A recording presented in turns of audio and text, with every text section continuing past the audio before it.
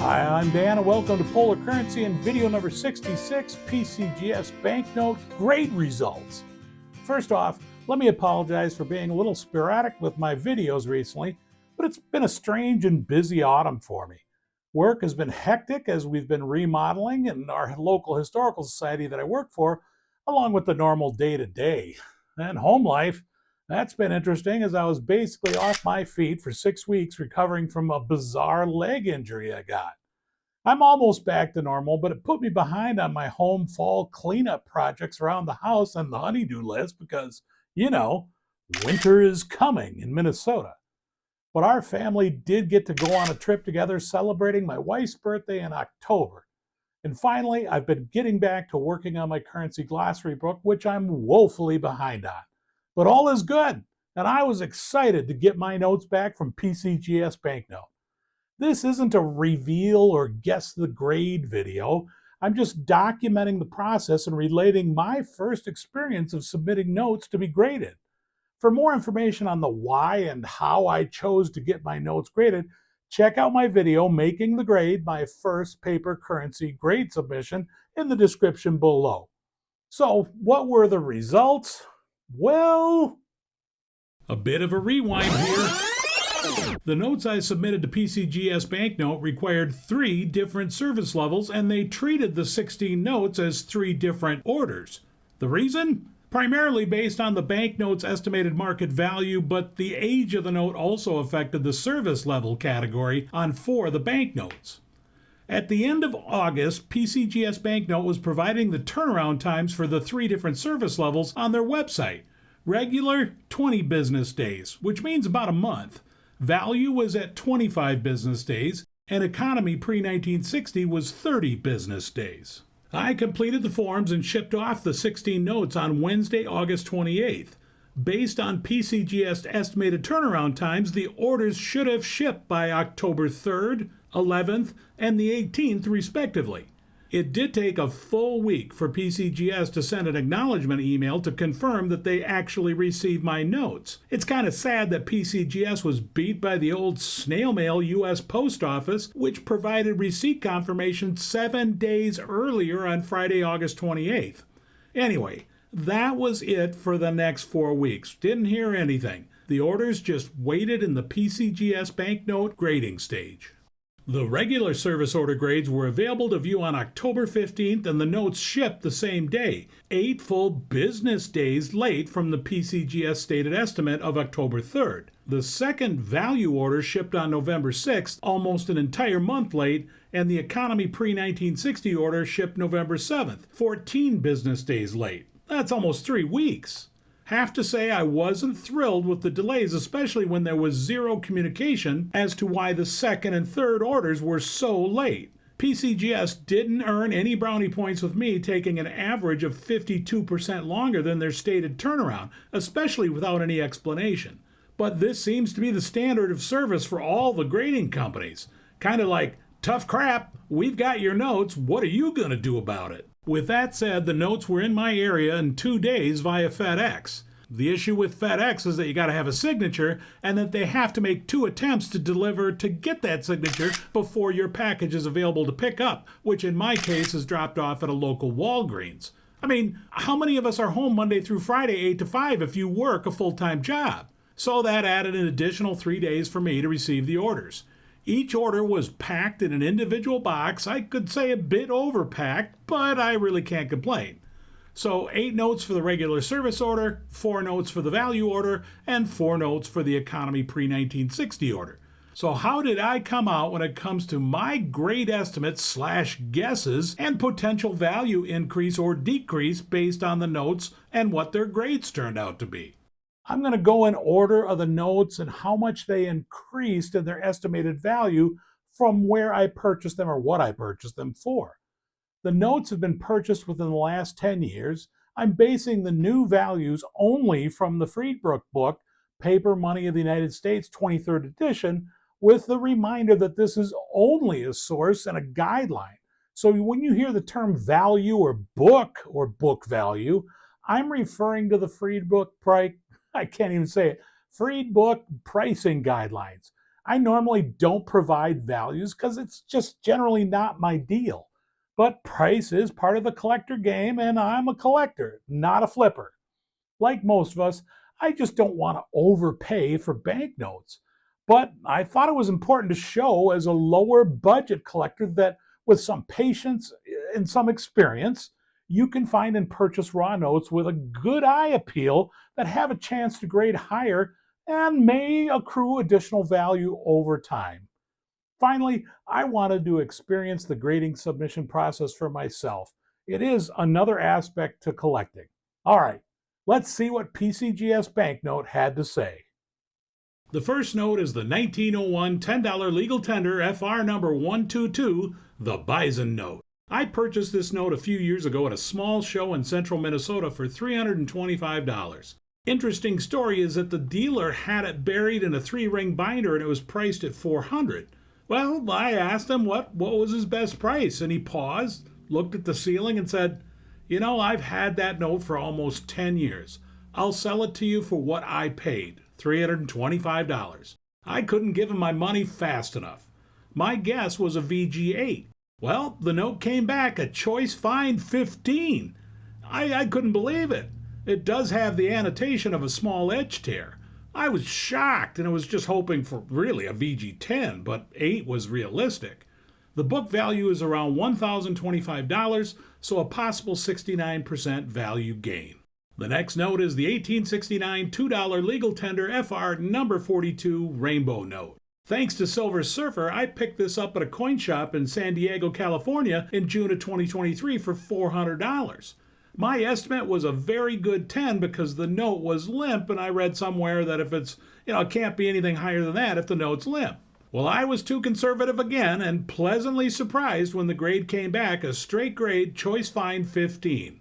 The estimated book value is around $1,000, a 60% increase over my purchase price. The $2 1862 legal tender FR number 41, the first $2 series banknote ever issued by the federal government. My hopes were not high for this note, even though it has great color for the condition. My grade guess was a good 6 because of the damage to the note. I mean, it has a giant hole in it.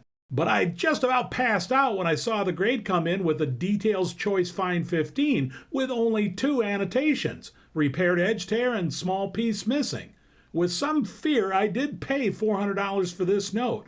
But I feel I got lucky with the grade even with details, which in my opinion knocks the grade value down to a fine 12, giving it an estimated value of $775. The note increased about 49%.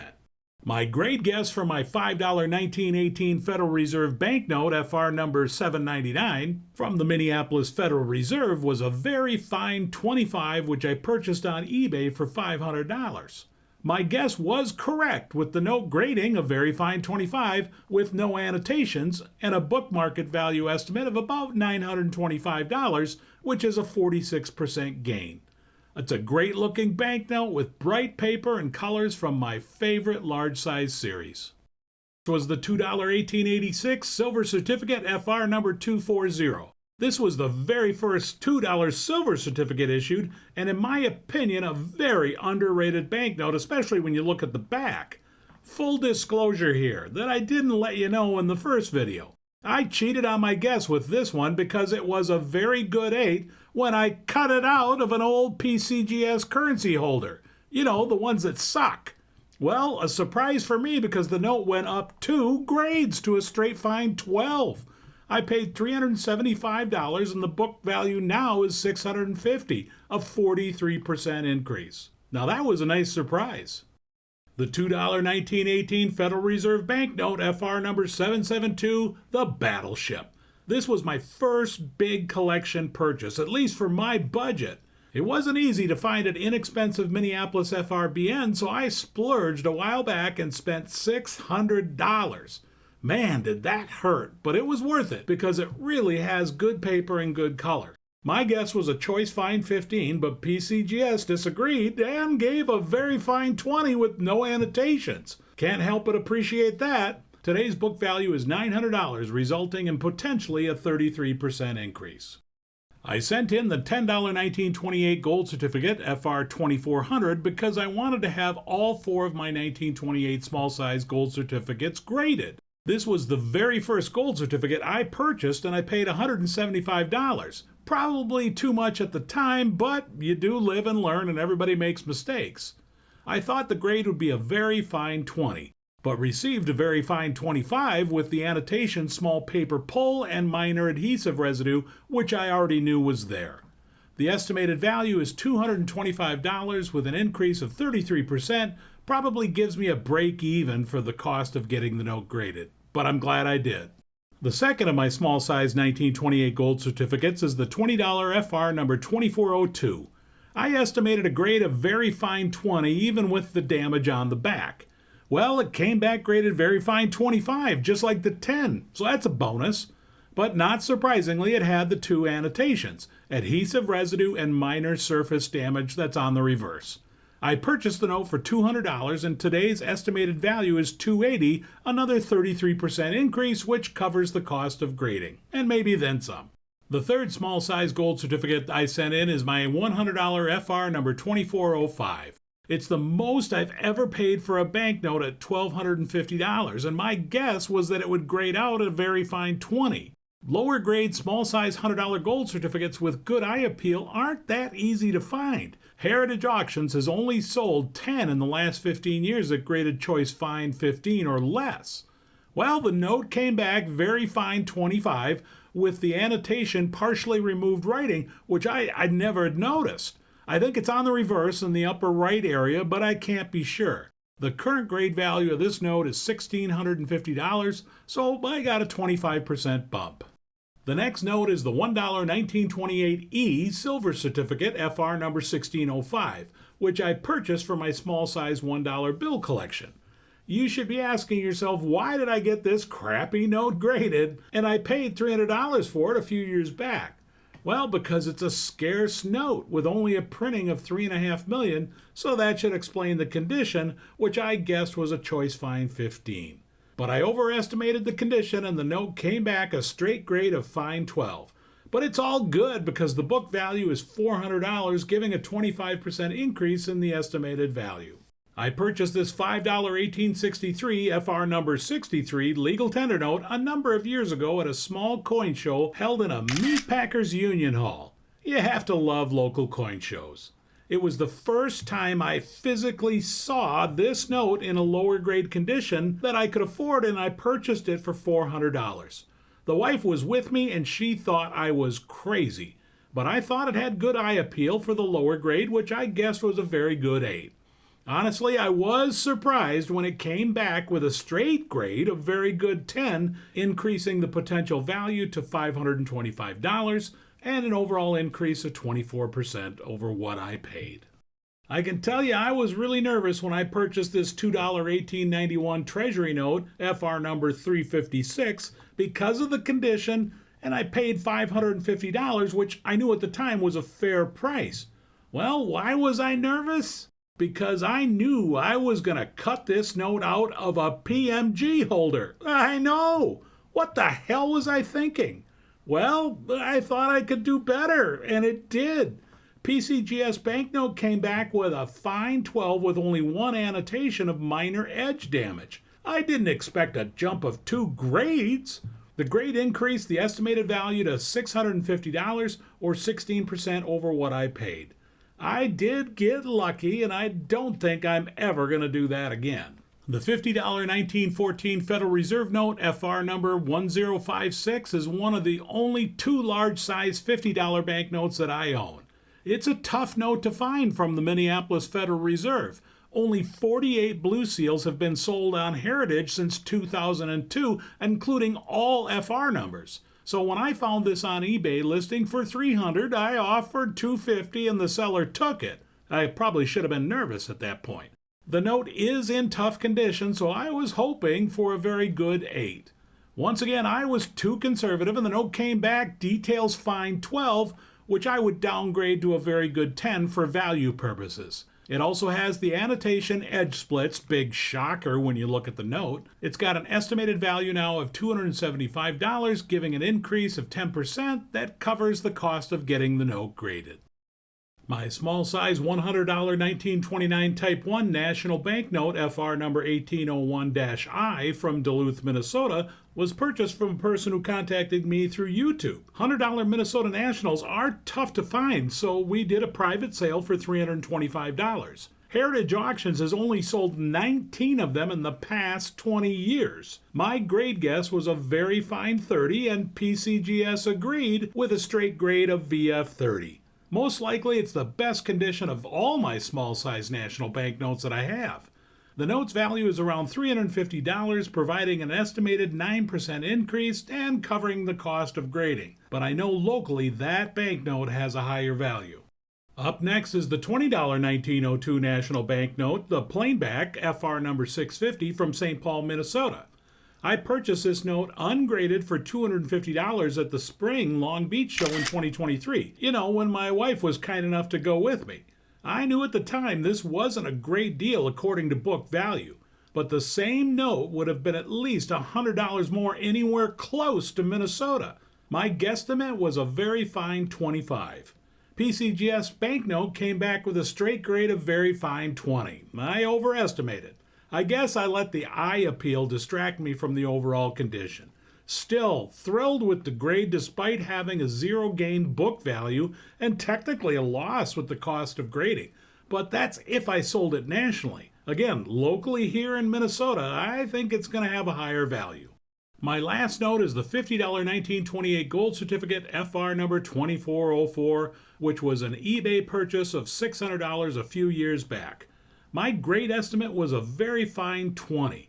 This was a gamble for me when I purchased it, and I could have waited, but I'm glad I didn't because as of this writing, the lowest VF20 on eBay is $860, and on Heritage they've been selling for an average of $600 or more over the past few years. So they are not getting any cheaper.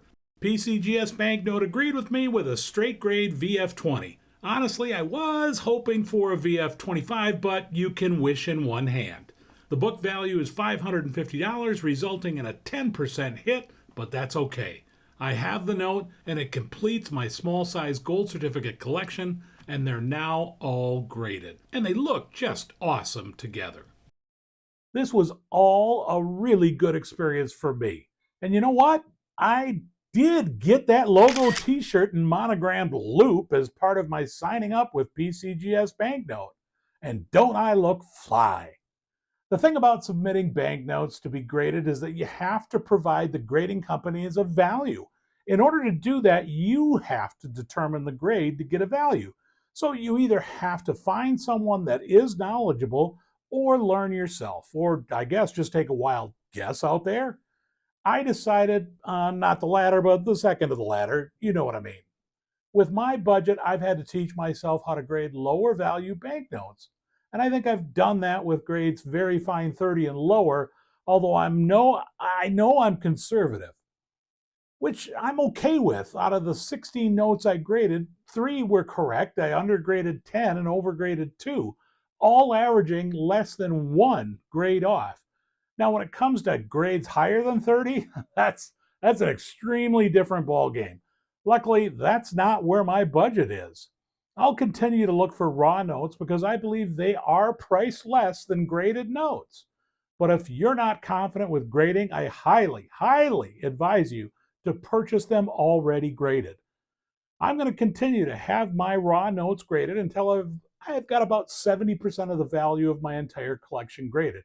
This isn't for me to sell. It's for when someone else has to sell them for me. You know, like when I'm dead.